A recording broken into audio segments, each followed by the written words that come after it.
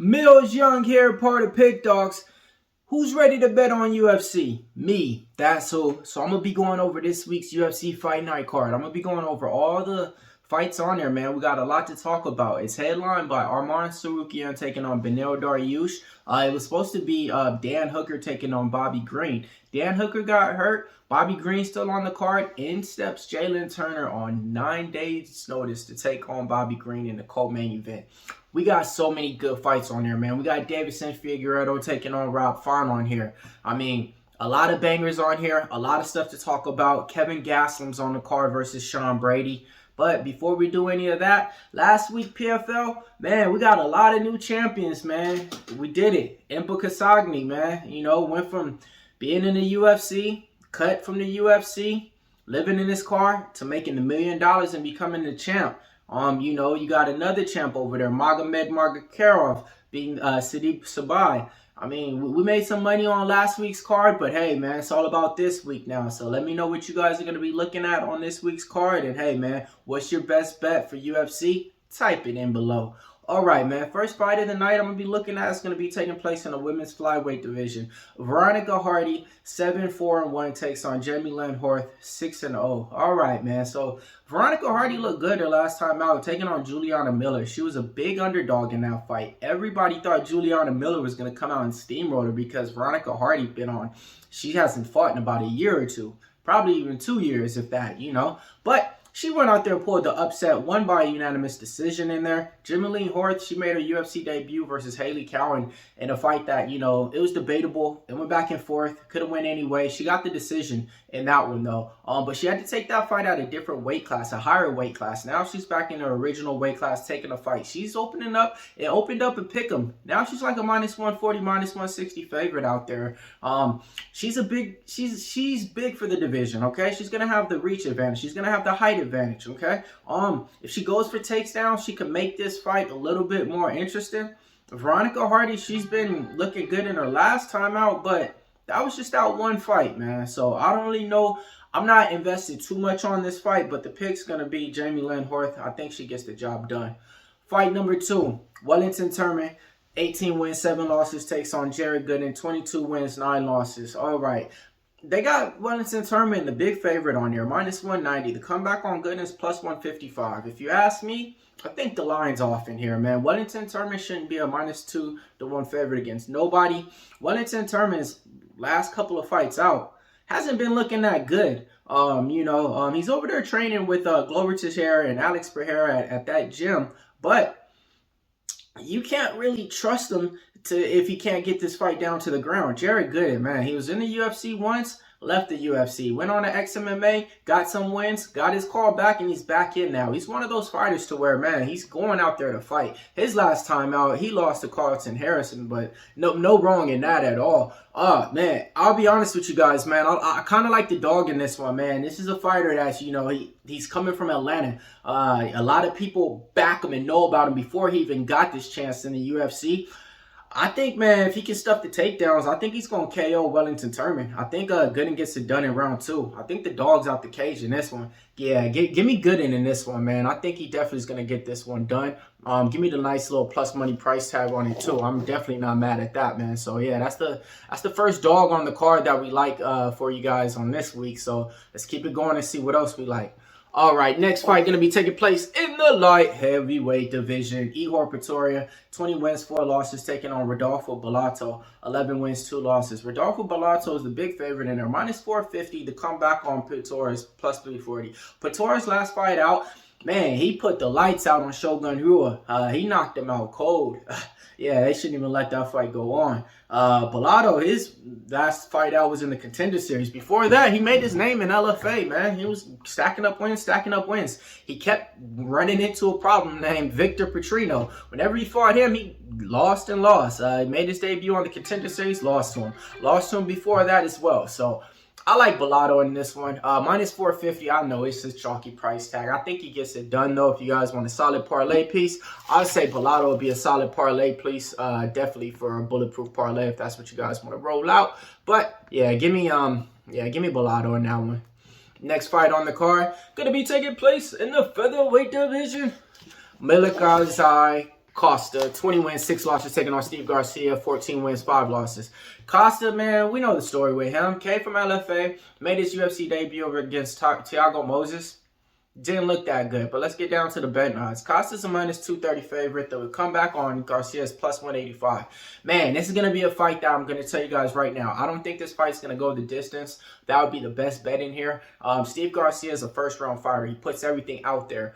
He surprises a lot of people in that underdog spot. Costa, he does everything good. Solid defense, solid striking. You know, he can mix in the takedowns when he wants to. Doesn't have the most power, not the fastest guy, but he's solid all the way around. I think Costa gets this one done. I actually think, yeah, I think this one gets to round 3. And then after that, something's going to happen. But if you ask me, man, in this one, the price tag on Garcia is nice, you know. I would probably, if you guys are on the Garcia side, play him, you know, to finish inside the distance. There's no way I think he gets it done by the decision. Costa on the other side, you know, he's just a little bit more well-rounded, you know, and well-versed to where when the storms are getting, you know, weathering, he's not going to be looking like he's out of place and, you know, ducking for shelter. Garcia, once he gets hit and wobbled, it's all in and all out. So I think Costa gets this one done in there. And actually, I think that's a solid parlay right there. If you take Costa and Bellado, parlay those two, I like that little parlay for you guys. Next fight taking place, this one's going to be a good one. Taking place in the lightweight division. Jakar Close, 13 wins, 2 losses, 1 draw. Takes on Joe Selecki, 13 wins, 3 losses. All right, the comeback on Jakar Close is a -125. And then the odds on Selecki is going to be like a +105. It's pretty much a pick 'em if you ask me, man. And I mean, it's a close fight. It's hard to predict. Jakar Close took a year off. Now he's back. Joe Selecki looked good his last time out. He was able to get the win, you know, in his last couple of fights out. Jakar Close, though, when it comes down to it, I think he has the better fight resume. I think he has more tools in the toolbox. Man, I've been going back and forth on this. Joe Selecki's a guy, you know, he believes in his jiu-jitsu, his wrestling, his grappling. He's going to take you down to the ground. Once he gets you down to the ground, you're probably not going to get up. And if you ain't getting up, don't let him get on your back, man. You know, that's where he's good at. Jakar Close, though, if he can stuff those takedowns, keep it on the feet, I think the volume of Jakar Close, you know, is going to be enough to get it done. But Joe Selecki is one of those guys, man. If he gets your back, it's kind of like a wrap. You go tap tap or night night. But oh man, I'm going back and forth on this one. Give me this. All right. Joe Selecki, Jakar Close. Okay, he can stuff the takedowns. Get up. What if he can't get up? Oh my gosh, man. I'm being honest, man. I'm torn on this one, man. I kind of had a decision before I started recording. I changed my mind 2 days before the fight came out. I'm going to just tell you guys like this. I think fight goes the distance in this one. That'd be my best bet in this one. I'm back and forth, man. But I guess I'm going to go with my first gut and my first instinct. I'm going to take Jakar Close, man. It's a close one, though. All right, man. Let's keep it going, man. Next fight taking place. This one's going to be in the middleweight division. Cody Brundage going to be taking on Zach Reese. Making his UFC debut, 6-0, Zach Reese. Coming into this fight, he's a big favorite. Big favorite, why? Because, man, he's a 2-to-1 favorite. 210 on the price tag. Cody Brundage, if you guys want to bet on him, I ain't mad at it. I'm not mad at it. +182 to come back on Cody Brundage. Cody Brundage last fight out against Jacob Malkoun, won by DQ in the first round. Before that, he lost to my boy SD Dumas. Zach Reese made his UFC debut on the Contender Series. Before that, he was fighting in Fury, finishing all his opponents. I mean, he finishes everybody real quick and early. We don't know what we're going to get if we see this guy past 2 rounds or even in the second round. But guess what, folks? We know what we're going to get when we see Cody Brundage in the second round or in the fight or anything. Cody Brundage is going to be out there. For the first round, he's going to be out there putting on a showcase, you know, looking like he belongs in the UFC. But then he does dumb stuff, you know, fundamental stuff that's not sound. Pulls for guillotines in fights that he shouldn't be doing it in. Can't really trust him at all if you guys are betting on him. I see a lot of people betting on Cody Brundage. I think, you know, they're saying that's the dog of the week and everything. I'm not mad. I'll tell you guys this. I think the line's off as well. I think Zach Reese should maybe be like a -150 favorite on there just because you can't trust both these fighters. This ain't a fight that I'm really invested in too much. But there's no way I'm betting on Cody Brundage in this one. Give me Zachary, so I think he gets it done. Next fight taking place, going to be in the women's division. Who do we got? Miesha Tate, 19 wins, 9 losses. Taking on Julia Avila, 9 wins, 2 losses. Let's just speak about this. Julia Avila, my bad. Julia Avila. Man, forget that, man. The Raging Panda, man. That's what she goes by. Shout out to her out there, man. She just had a kid in the last 2 years, so she had some time off, okay? So she was nurturing to that. Miesha Tate, same thing. She had a kid within the last 2-3 years of her career. Both these women are new moms coming into the scene. The thing is this, though. Julia, man, I did the math. From 2019 to today, she only had 4 fights, folks. 4 fights. From 2019 to 2023, she only had 4 fights. A lot of them got canceled and rescheduled. We have certain fighters in the UFC who have 4 to 5 fights right now in the calendar year, just by itself. And we're talking about a fighter who has 4 fights in the last 5-6 years. All right. But let's get down to it, man. Julia Avila is minus 150 on the books. Miesha Tate come back plus 125 in here.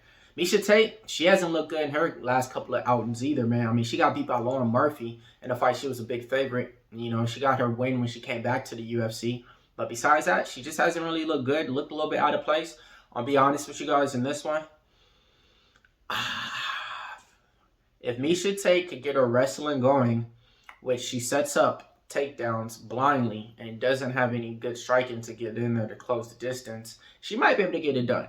But I ain't betting on that one. I think Julia Avila is... Oh, man, why do I do this every time? I could say these people's names perfect, but whenever it comes to me doing the predictions and I'm looking at a screen or something, I'm trying to read it, I mispronounce it, man. I don't know what it is, man. So I just think like this. Julia's going to get it done, man, because I just can't trust Miesha Tate. This is a step down in competition for Miesha Tate, a fight that she should win. But I don't think she's going to be able to get it done. Give me Julia in this one. The Raging Panda gets it done by decision in that one. All right, next fight going to be taking place in the middleweight division. Big boys.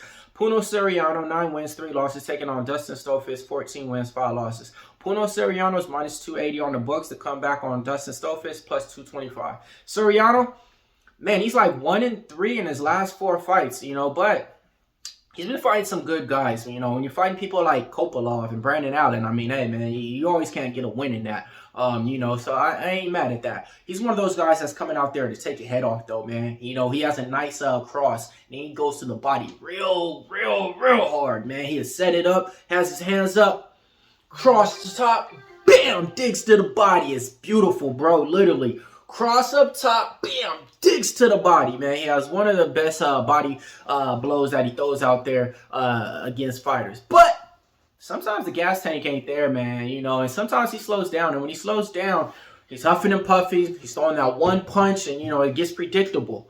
In this one, I think he needs to go to the wrestling, man. He trains over there with Extreme Couture, some of the best fighters over there. Shout out to Casey O'Neill. Shout out to Eric Nixick. Shout out to all the champions over there doing what they do. But Dustin Stolfist, he ain't nothing nice, man. He got flatlined his last time out against Abus Magomedov in the first round. He's one of those guys to where I think the UFC just keeps around for people to look good against. I think Soriano gets this one done. Next fight on the card, Clay Guida taking on Joaquim Silva. Clay Guida, 38 wins, 23 losses. Silva, 12 wins, 4 losses. Did y'all hear that? The guy got 38 wins and 23 losses, man. Come on now, man. Let's give Clay Guida some props, and he's still fighting, man. I ain't mad at it, man. All right, but the comeback, you got Silva minus 310 on the books. Guida's plus 246. Tell you guys like this. I don't like this fight. I don't even pay it no mind or no attention. I mean, Joaquim Silva minus 300? How? He was just a big underdog in his last fight out. I mean, this fight could go either way, man. I'll be honest, man. I think the fight goes the distance in this one, man. I'm not picking. I don't know, man. I guess Silva gets it done. You know, the pick is Silva. Next fight on the card that I like. All right, Sean Brady taking on Kelvin Gastelum. Sean Brady, 15 wins, 1 loss. Kevin Gastelum, 18 wins, 8 losses. Stepping back down to the welterweight division, Kevin Gastelum is. Sean Brady's a minus 125, plus 105 for Kevin Gastelum.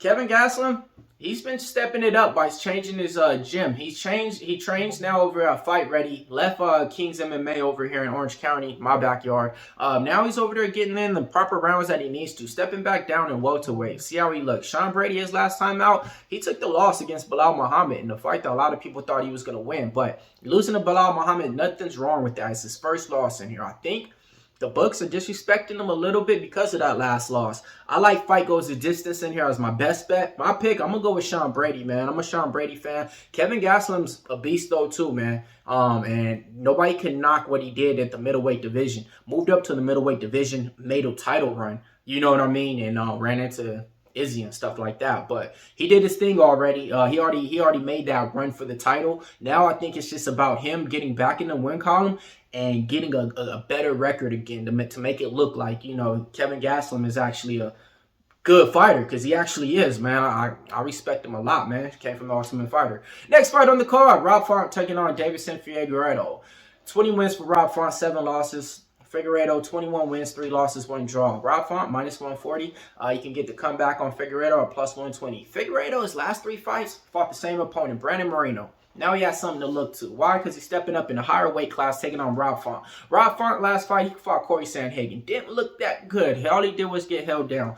Man, this fight's going to be a fighter who's going to be striking with a lot of volume compared to a fighter who has powerful and punches and can put you out at any time. Figueiredo, though, man, last couple of fights, he wasn't training back at Fight Ready. Now he's back at Fight Ready, training with Henry Cejudo, Santino DeFranco, and the likes of those fighters over there. When he's over there, he has a good game plan. I've never been a Rob Font fan. I've been back and forth betting on him and against him. I'll be honest with you guys, I lost twice. I had Adrian Yanez. He won. And then when I did bet on Rob Font, Cheeto Vera won that fight. So I can't bet him. I don't know how. I'm taking the world god in this one. Give me Deiveson Figueiredo. I think he gets this one done. Yeah, and I know Rob Font's never been knocked out.